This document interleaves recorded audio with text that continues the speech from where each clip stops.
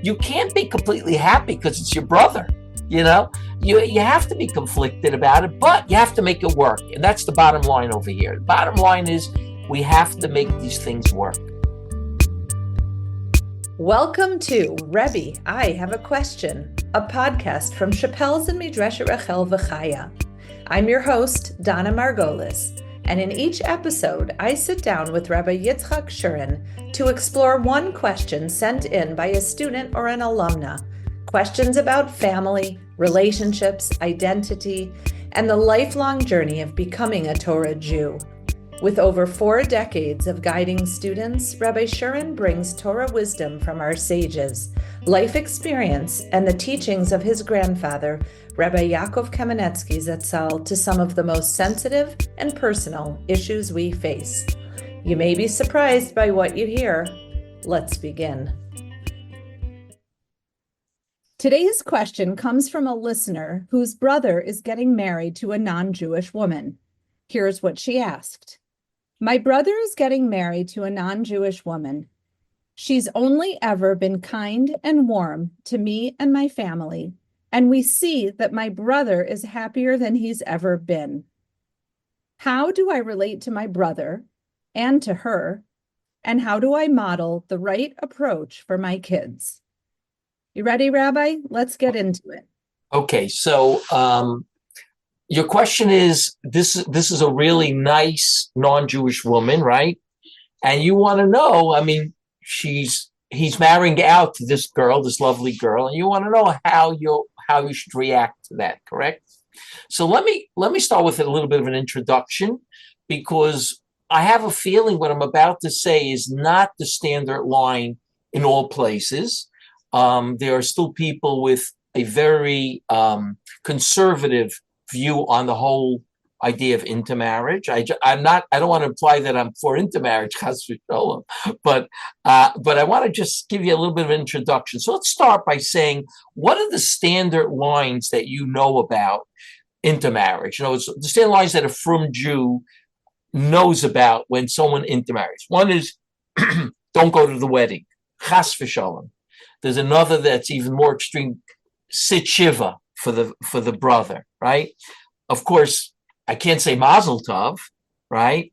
Don't talk to the non-Jewish person, right? Don't talk to a non-Jewish man or woman. In your case, it's a non-Jewish woman, but it could be a non-Jewish man. Don't speak to them so they get the message that you don't really like them. Or this is one red line. I recently heard this from a Chabad rabbi. Rabbi Shurin, this is one red line that you could never pass. Tell that student not to go to her sister's wedding, okay? So these are standard lines, and I want you to know I am to an extent machabed them, and I appreciate them. But I want to share with you my conversation with Hagon, Reb Zalman Nechemya Goldberg, Zeichet Tzadik Kodesh Levracha, who is one of the biggest poskim in Eretz Yisrael, and in fact, probably in the whole world at that time. And I went to speak to him about it. And of course, the conversation again started with, what is the source that you can't go to a wedding like this? It's not in the Torah, thou shalt not go to a mixed marriage, So he said to me, look, it really comes from the fact you're a Messiah l'dvar aveira. You're helping person commit an aveira by giving them backing. By coming to the wedding, you're really saying, basically, it's okay, right? And that you can't do. Now, that was probably true many moons ago, okay? I'm certain if I had asked my father, who was a neighborhood rabbi, he would have said exactly that. But after I explained to Reb Zalman Nechemya Goldberg that we're living in a generation that already 3 or 4 generations have been secular, and the people really know nothing about Judaism, right? Because we're not talking here about a case where the guy went to Panavish Yeshiva and then he married a non-Jew because he became secular. We're talking about a real secular person for actually today, a few generations it could actually be. And therefore, by ignoring the fact that he is extremely assimilated, he's so assimilated, and he's so clueless about Judaism, by ignoring that, what you're going to do is you're going to say, I can't come to your wedding, right? Even if you say, I love you, but I can't come to your wedding, he's going to take that as the relationship is about to break. We don't have that loving relationship anymore. And in fact, if you have parents involved in this, they're going to also feel that way. They're going to feel like, this is your brother or sister, and you don't want to go to their wedding. Basically, we don't want to talk to you anymore, because the parents are also very assimilated, and they also don't understand that, right? So we have to take that into account. That's what I told Rav Zalman Nechemia Goldberg, and that was, by the way, big news to him. It was a chiddush to him. Right? He said, you mean if you don't come to the wedding, it won't make a difference? I said, no, it will make a difference. They're going to cut you out of the will, if you don't come. It's not like we understand that you can't come. That doesn't exist practically anymore. Okay. So I just want to be clear that I'm not taking the approach of, these different ideas that, teshuva, and those are old ideas that I don't think are relevant anymore. And the fact that you're not really a Messiah L'Dvar, because not coming to the wedding is not going to make them feel that maybe I should rethink whether I should marry this girl. Okay? That's basically my introduction. Now, okay. Let me just tell you, first of all, that we appreciate your novel approach, and that's why we think that it's valuable to have a podcast with you giving your insights and answers to these questions. And I think the reason why to this day, you have literally thousands of students who are still turning to you because they don't want to hear the old school party line approach, but they do want to make sure that they're getting answers and guidance that are based deeply in Torah sources. So thank you for that. Right, sure.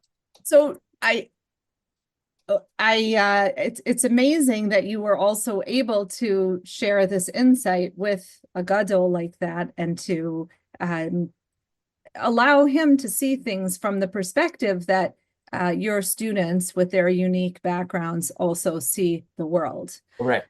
So to get started really with the question, because the wedding is one thing, to go to the wedding and not to go to the wedding. And I'm sure each case takes its own specific shaila, and you're not giving a general psak to everyone. But let's start with the general hashkafa of like how a person who has changed their life and embraced Torah values and is setting their family on a course of living as a Torah Jew, how do they approach the situation really for themselves? Like, how do they make sense of it hashkafically, halachically for themselves?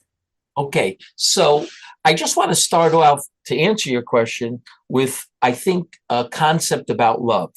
Okay, I think real love for a family member has to be unconditional. Okay, that's what real love is about. I don't have to agree with their life choices. Okay, that's conditional. Their life choices is conditional, just like with a parent and a child. I feel it should be unconditional love, but if the child is doing things that may hurt them, I don't have to give them unconditional support for that, right? So I think that's where we have to really stress over here, is that I don't necessarily have to agree with what he's doing, right? But I love my family. I love the family member, my sibling. I love them unconditionally, period. Okay, we have to start with that. Now, how do I approach this in a wise way? Okay, because sometimes being right is not enough. The Chofetz Chaim used to say, you have to be wise. Okay, so, and I want to stress the fact that you don't have to necessarily agree with someone to love them. It's very simple. Okay, we know, and we start out with the idea that the sibling is doing something wrong as far as Judaism is concerned. That's clear. But the same thing is true about Chilul Shabbos, right? We all our siblings that are not from, they're doing things like Chilul Shabbos, which halachically is probably, the punishment is much worse. I'm not saying hashkafically it's worse, but halachically it's worse, right? But no one ever said to me, I can't love my brother anymore because I see him driving the car on Shabbos. You never see that. And I think the same thing has to be over here as well. Okay. We always have to bear in mind, like I said, that these people are clueless about Judaism. They weren't raised with any Judaism, a serious Judaism. They were raised with cultural Judaism, right? Which is never something that can really last. There are certain people that hang on to some cultural Judaism, but if you want to see the beauty of Judaism, how you live a life of beautiful Judaism, you have to be a frum Jew, and they were never exposed to that. Even if they were exposed to my particular student who's frum, it's very superficial. They don't really think about it very much. Okay. So if we're talking about let's say the girl he's dating, right, who's a non-Jew, and she happens to be a very nice girl. If she's not a nice girl, I would probably tell you to try to convince him not to marry her, not because it has anything to do with Judaism, but he's getting himself into problems, right? But let's assume, because many of the cases that I have heard over the many years, the girl is really a nice girl and she's lovely. And I always add and say, she's probably pretty smart. She wants to marry a Jew. So, and she sees nothing wrong with it. She sees that, wow, I'm marrying a Jewish guy, he makes a good living, he knows how to save money, all the things that we quote unquote talk about Jews, they know how to, they know how to shop, for a sale, all these things that we always talk about Jews, right? So if she's a nice girl, I feel, if your brother would ask you and say, listen, are you happy or sad that I'm marrying Mary, right? I think you have to be honest with him and say, listen, Mary's a wonderful girl. And it's so great and so beautiful that you found such a lovely person, right? But there is a sad part because the lineage of your Judaism is about to end. And that has to be sad for me. I can't be happy. I could be happy for you finding, a lovely girl and falling in love, but I cannot be happy about the fact that you're marrying by marrying this person, you're going to be basically the lineage of Judaism is over for all intent and purpose, right? So it really is. It is really a contrast here. In other words, I feel happy on the one hand, I feel sad on the other hand. And I think that's a thing you can say to a brother about, but always to confirm that love is not going to change over here. We're going to remain loving each other no matter what, right? That's a really different understanding than I think what so many people have on this subject. I think that people generally just think it's over, and maybe that's what the sadness also comes from, is like, you think, okay, well, my brother's making this choice and there's no way to make it work. So it's just over. And they not only feel sad about the choices, but they feel sad about the loss of the relationship. So on a practical level, how can someone maintain the relationship with their sibling who's made this choice? Like, what's sort of the okay way to be in the relationship with a sibling who's made these choices? Okay, so again, I think you could maintain a relationship as long as, why you're from, and you're idealistic about your Judaism. I'm not really worried about the fact that you're going to allow this relationship to continue in some shape or form is going to weaken my Judaism. It's not going to do that. I feel, on the other hand, if you break the relationship and your brother never talks to you for the rest of his life, there we can have a tremendous loss, because at the end of the day, this woman who's not Jewish at all is going to have an interaction with this particular person, their sister-in-law, according to, sister-in-law, not according to halacha, but in practical terms. And you can imagine that they're going to be looking for, what she especially, but also he, what does Judaism look like? What does real Judaism look like? And if you break off the relationship, all it's going to do is distance them to a place that you're never going to have a chance to influence them in any shape or form, right? So even though it sounds strange like that I'm allowing her into my life, but I want her to see what it is to be a religious Jew, because there is always a chance that if she really sees how I'm raising my children and she sees the values that we impart because of Judaism, she'll start thinking, you know what, I really like something like this. And that could mean that even though the kids are not Jewish as well, some cases the kids will be Jewish where it's the sister marrying a non-Jew, right? And there we have to also be extremely careful about it, because those kids are Jewish. We don't want to distance them from Judaism, which you will if you change the relationship, because they'll feel it. They'll feel it. To the contrary, they have to feel that. I hate to use the word makar of them, but they have to be feeling that, yes, oev es abrios umakar Torah, right? Brios, by the way, is not Jews. Oev es abrios doesn't say oev es Yisrael, Torah, right? Oev es abrios means that people, and you makar of those people by Torah, they see a Torah lifestyle and they begin to appreciate it, and that's really what we want over here, because he isn't going to not marry her.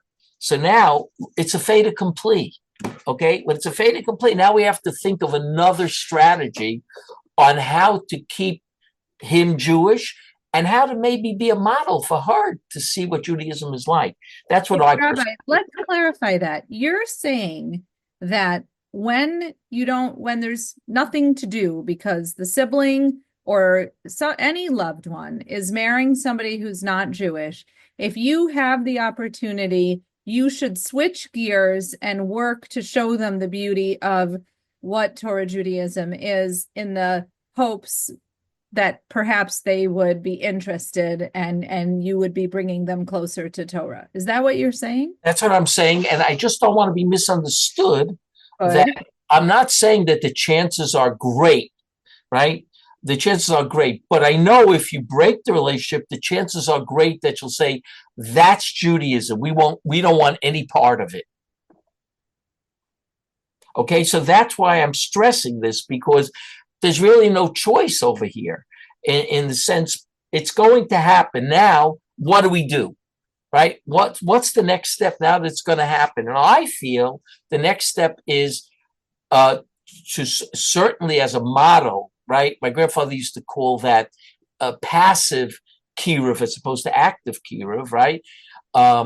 That they should see what it is to be, a frum person. They should see the beauty of the Judaism they should see the beauty of your family that you're raising, because that's not so hard today, Donna, because, people today feel very distant from their children. The kids are always online, whereas they'll come to your Shabbos table, and I feel you should even invite them to the Shabbos table. They'll come to your Shabbos table, and they'll see the Zmirot, they'll see the beauty of talking about the Torah, and they know that there's families don't have that anymore. Forget about Jewish. Families don't have that, and that's a very beautiful thing, very attractive to people. And I think that's one of the ways to push the people, your brother and sister-in-law, whoever it may be.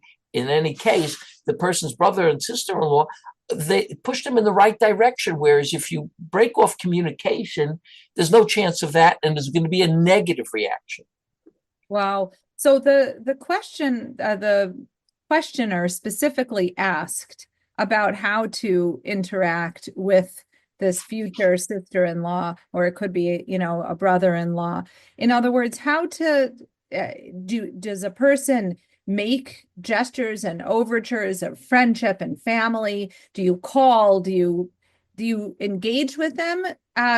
Do you show love and excitement? How do you relate to that non-Jewish person who's now come into the family? I want to stress again, I want to answer your question, but I want to stress again, your brother, in this case, whoever's brother it is, your brother already knows that you're sad about the breaking of the lineage. Either that was made clear to him, or he just knows it because you're a religious Jew and he knows what that means, okay, the ramifications of that. So he knows you're idealistic about Judaism, okay? So I just want to stress that, but I do think that once that is known, then there should be no fear in schmoozing with her, speaking with her, right? Just like you would do with a non-frum person, your brother, someone's brother would marry a non-frum person. The fact that she's not going to mikvah is not going to stop you from loving her. I mean, even though, again, some of these surim are, in a sense, worse. And don't forget, I don't want you to ever forget, because a lot of people say, I really dislike her. So I say to the people, is she a bad person? No, but she's marrying my brother. So I said, if anything, she's allowed to marry your brother. Your brother's not allowed to marry her, but she's allowed to marry your brother. So why are you angry at her? Right? So I want them to remember that. And therefore, if she's really a nice person would appreciate Judaism. In my world, a nice person would appreciate Judaism. Therefore, I do think you should be warm to the person, right? There's no choice here, Donna. The other choice doesn't work.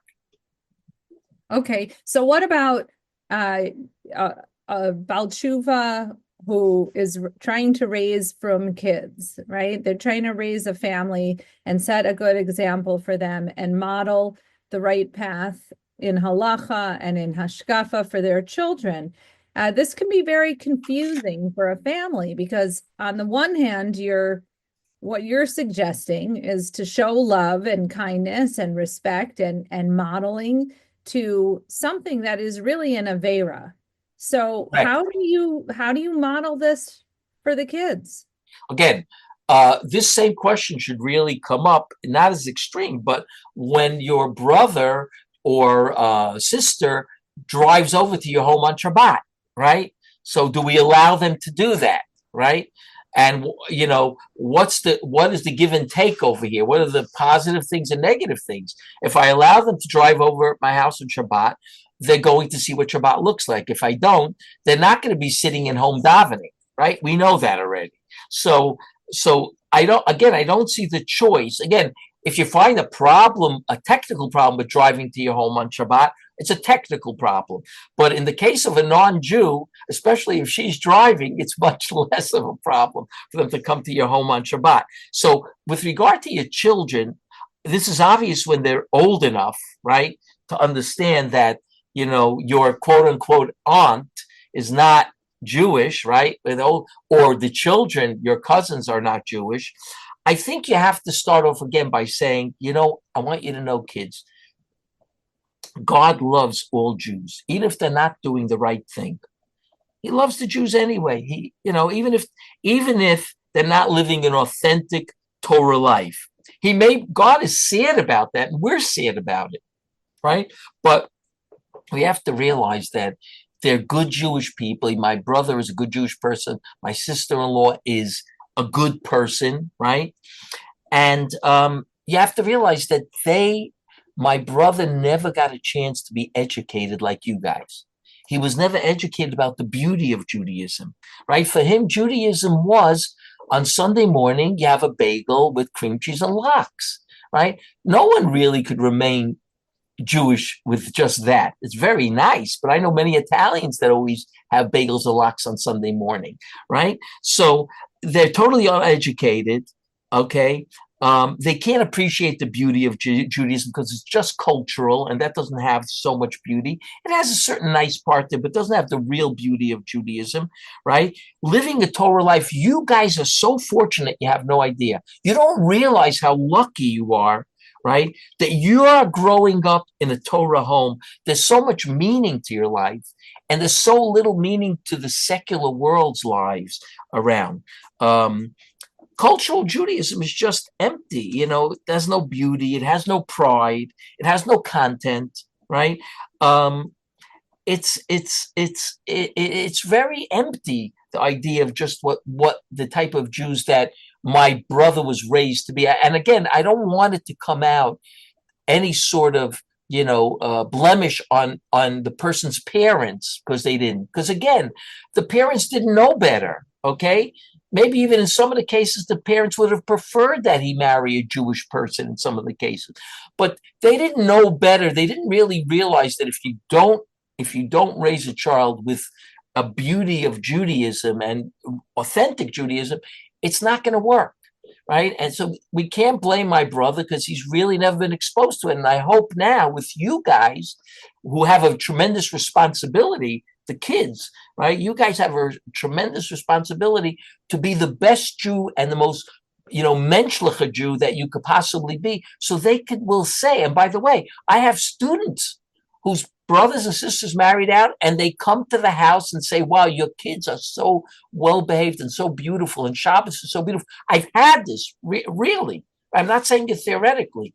And I said, oh, look, here's a non-Jewish woman that really, really appreciates, right, that this Judaism. Now, again, I don't know where it's going to lead to, but I know we're on a positive track as opposed to a negative track, right? And that's, I think, what's important. And I think the kids will understand that we have to stress how lucky they are that they're religious Jews, that they could, that they have this idealism and they have this meaningful life. That's what has to be stressed. And I think they'll get it.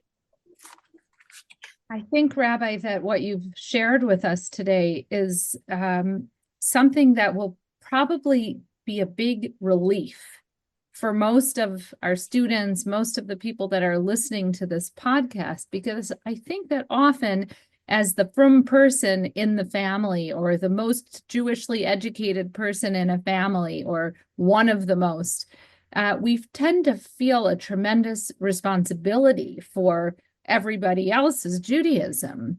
So obviously there's a lot here that no one can control, certainly not the frum person in the family. They obviously don't want this to happen, but it's out of their control.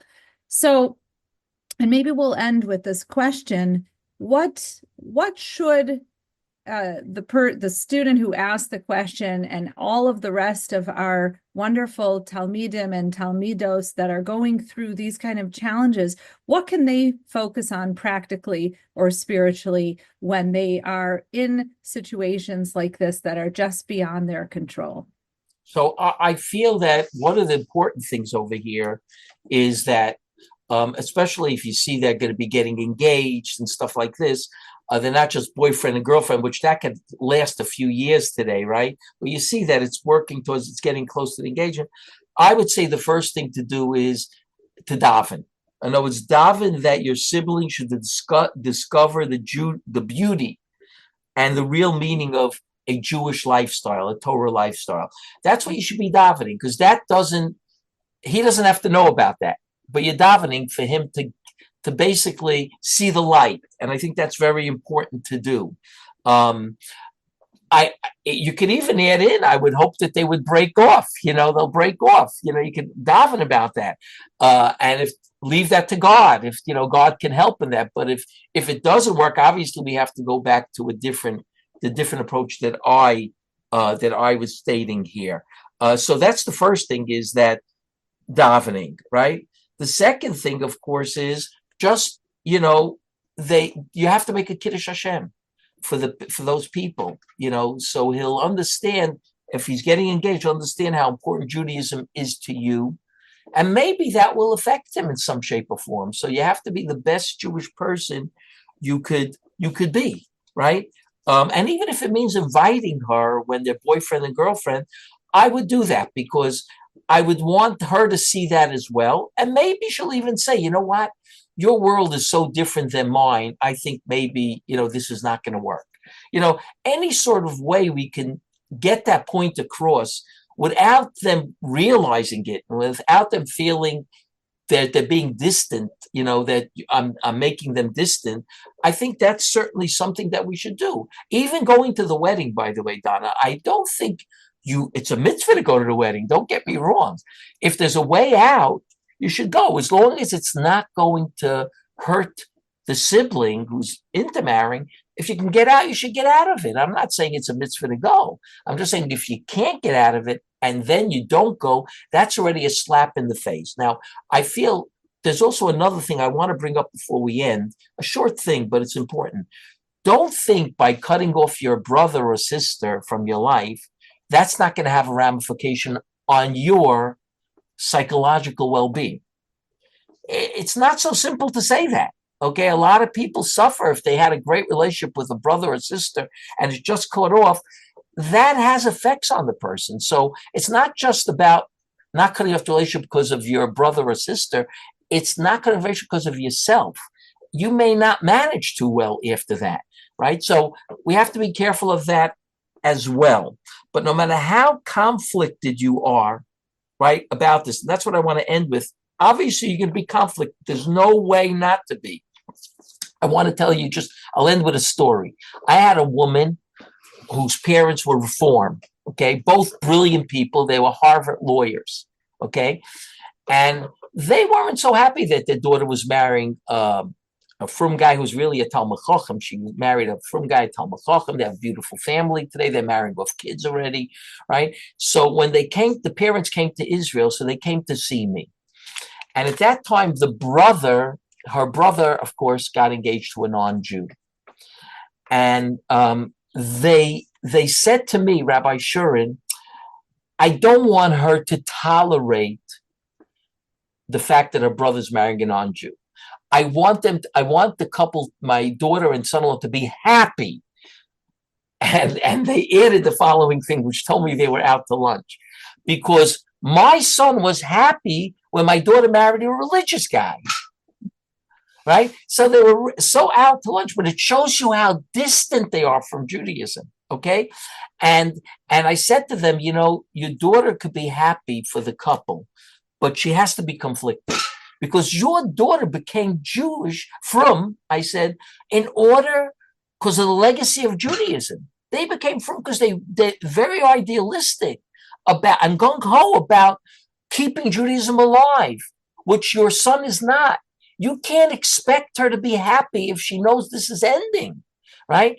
But she will definitely be warm towards the woman, right? But I can't change a personality. I can't change, you can't be, you can't be out for you're out to do something tremendous in life and someone speaks out against it, right? You can't be completely happy because it's your brother. You have to be conflicted about it, but you have to make it work. And that's the bottom line over here. The bottom line is we have to make these things work. Wow. Thank you, Rabbi Shurin. If you have a question for a future episode and you want to send it our way, you can email us at questions@darcheinoam.org. That's questions@darcheinoam.org. Rebbi, I Have a Question is a podcast from Chappelle's and Midrashet Rachel V'Chaya. See you next time. Take care, guys.